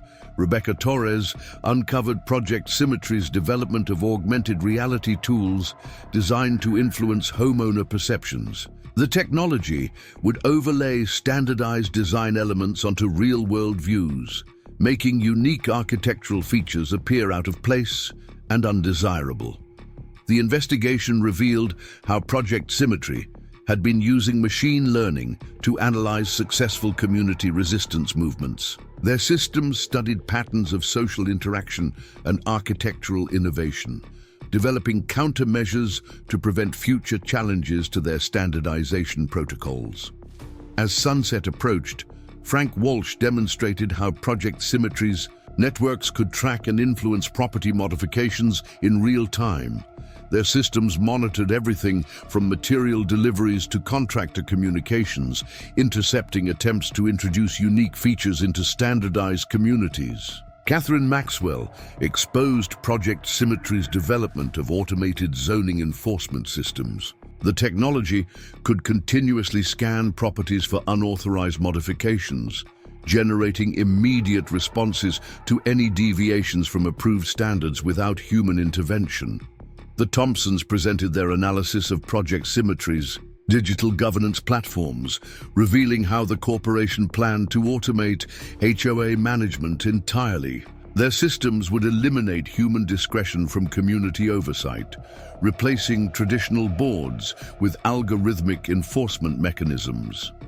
Amanda Pierce discovered Project Symmetry's plans for smart materials that could automatically report unauthorized modifications. The corporation had developed building components embedded with sensors and transmission capabilities, creating environments that would actively resist personalization attempts. Uncle Marcus brought evidence of Project Symmetry's influence in the development of building automation standards. The corporation had been shaping technical specifications to require their control systems in new construction, effectively mandating their presence in future communities. As night fell, Harold Bennett organized a demonstration of community-developed counter-technologies. Residents had created systems to detect and disable Project Symmetry's surveillance networks, protecting their right to maintain unique architectural features without corporate oversight. David Chen presented research on Project Symmetry's artificial intelligence biases. Their systems had been programmed to identify and suppress specific cultural and architectural expressions, revealing deeper patterns of discrimination in their standardization protocols. The investigation exposed Project Symmetry's development of predictive enforcement technologies. Their systems could identify communities likely to resist standardization, allowing the corporation to implement preemptive measures before opposition could organize. Maya Rothstein's analysis revealed how Project Symmetry planned to integrate their control systems into municipal infrastructure. The corporation had developed technologies that would extend their influence beyond individual properties to reshape entire urban environments according to their standardized templates. The evening concluded with a powerful demonstration of technological resistance. As communities worldwide connected through secure networks, they shared methods for protecting their unique architectural features from Project Symmetry's automated enforcement systems. The corporation's attempt to implement technological control had instead sparked an innovation revolution in community preservation. The infinity pool they had tried to eliminate through automated enforcement had become a symbol of successful resistance against digital standardization. The investigation would continue to uncover new aspects of Project Symmetry's technological operations, but that autumn evening marked a turning point in the fight against automated community control. The neighborhood that Eleanor had tried to regulate through HOA rules had become a laboratory for developing technologies to protect architectural diversity. My Pool once targeted by Project Symmetry's algorithms, now represented the triumph of human creativity over automated conformity. The water feature their systems had identified as a deviation had become a beacon of hope for communities worldwide developing technologies to preserve their unique character against corporate standardization. Early winter frost crystallized along the edges of my infinity pool as environmental scientist Dr. Rachel Martinez revealed a disturbing discovery about Project Symmetry's impact on local ecosystems. The morning light scattered through ice crystals as she shared satellite imagery showing how communities transformed by their standardization protocols had experienced significant declines in biodiversity. Their architectural uniformity creates biological deserts, Dr. Martinez explained, displaying thermal maps of affected neighborhoods. The elimination of unique landscape features and water elements like your infinity pool disrupts natural habitats and migration patterns. They're not just standardizing architecture, they're homogenizing entire ecosystems. The environmental investigation expanded when botanist Dr. Thomas Wright identified systematic patterns in plant species elimination within Project Symmetry communities. The corporation's standardization protocols specifically targeted diverse gardens and natural landscaping, replacing them with limited selections of corporate-approved vegetation. Mid-morning brought climate researcher Sarah O'Connor with evidence of how Project Symmetry's standardized developments affected local weather patterns. Their uniform construction methods and materials created heat islands and disrupted natural airflow, contributing to microclimate changes that further stressed local ecosystems. Hydrologist Mark Chen discovered how Project Symmetry's drainage standardization had altered natural water systems throughout affected communities. Their protocols eliminated features like infinity pools and natural water elements, replacing them with engineered systems that disrupted traditional watershed patterns. The investigation took an unexpected turn when wildlife specialist Emily Parker documented the impact of architectural standardization on urban animal populations. Communities under Project Symmetry's influence showed dramatic decreases in bird nesting sites and small mammal habitats, creating sterile environments devoid of natural diversity. Marine biologist Dr. James Wilson arrived with studies showing how Project Symmetry's standardization affected coastal communities. Their protocols specifically eliminated water features and natural drainage systems that supported local marine ecosystems, replacing them with artificial alternatives that disrupted natural water cycles. The afternoon deepened with revelations from geological engineer Patricia Rodriguez about Project Symmetry's manipulation of natural terrain. The corporation had developed methods for eliminating landscape variations that contributed to local character, creating artificially leveled environments that ignored natural topography. Professor Morrison's analysis revealed how Project Symmetry's standardization protocols conflicted with sustainable development principles. Their uniform construction methods ignored local climate conditions and environmental factors, creating communities that required excessive resource consumption to maintain. Rebecca Torres uncovered Project Symmetry's suppression of environmental impact studies that questioned their standardization methods. The corporation had systematically buried research showing how their uniform development patterns contributed to habitat destruction and ecosystem collapse. The investigation exposed Project Symmetry's influence on environmental regulations. Through carefully placed consultants and lobbyists, they had shaped policies to favor their standardized approach while making environmentally responsive design increasingly difficult to implement. As snowflakes began to fall, Frank Walsh demonstrated How Project Symmetry's surveillance systems tracked and penalized environmentally conscious modifications to their standardized properties. Their enforcement protocols specifically targeted attempts to incorporate natural elements or sustainable features that deviated from their approved templates.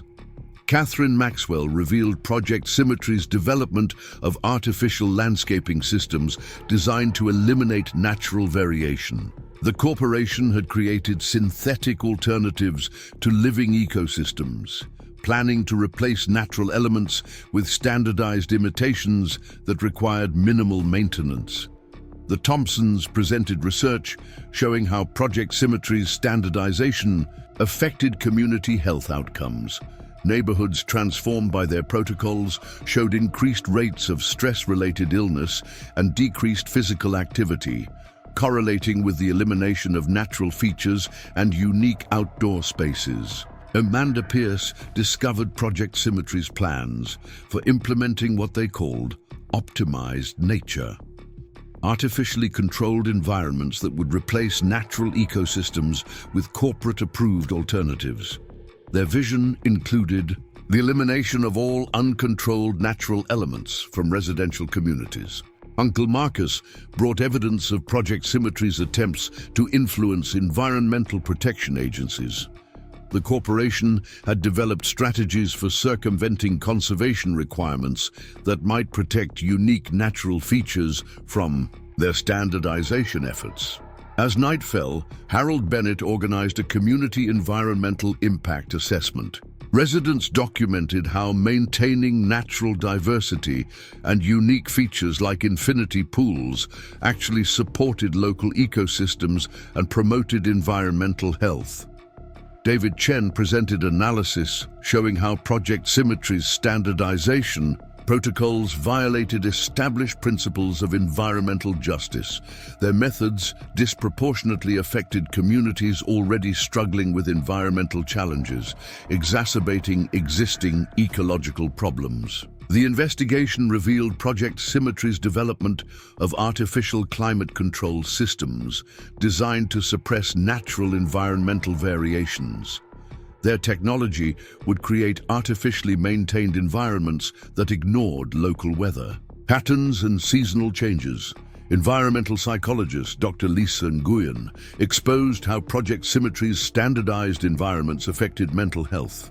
Communities stripped of natural features and unique elements showed increased rates of anxiety and depression, highlighting the psychological importance of maintaining environmental diversity. The evening concluded with a powerful demonstration of ecological resistance. As snow continued to fall, communities worldwide shared evidence of how preserving architectural diversity and natural features contributed to environmental health and ecosystem resilience. Project Symmetry's attempt to implement environmental standardization had instead sparked a movement for ecological preservation.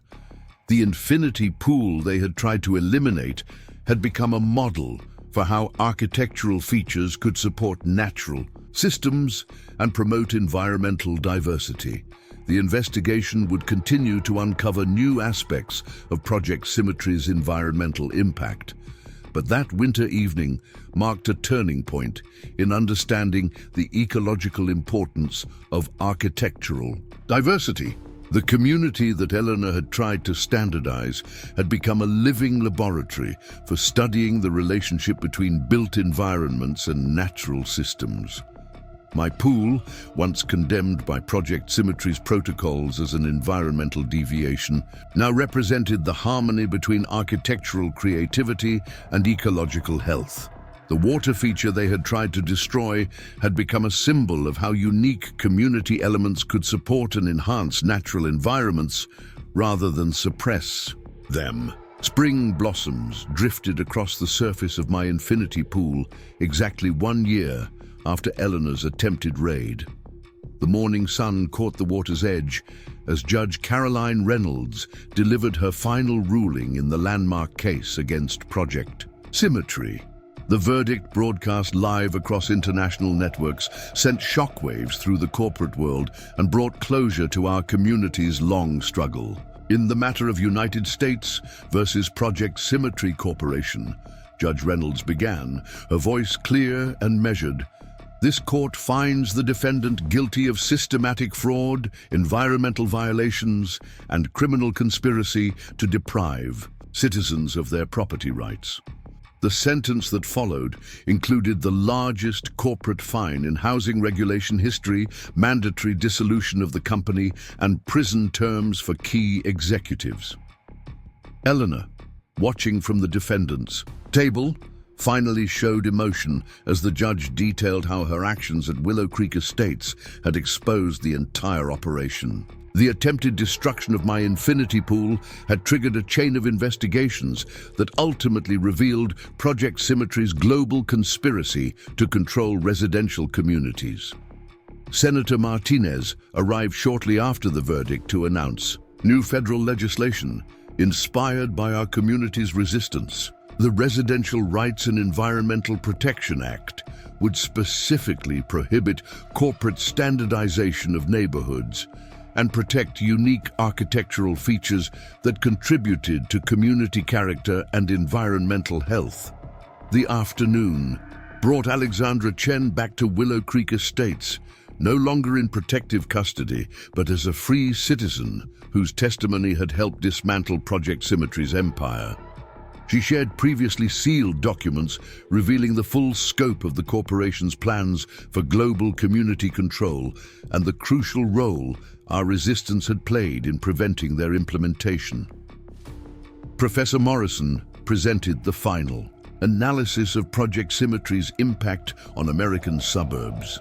Their standardization protocols had affected thousands of communities, but the exposure of their methods had sparked a nationwide movement to restore architectural diversity and protect neighborhood character. As sunset approached, Harold Bennett gathered residents for the last time in his role as interim HOA president. The community had elected new leadership committed to protecting individual expression while maintaining reasonable standards.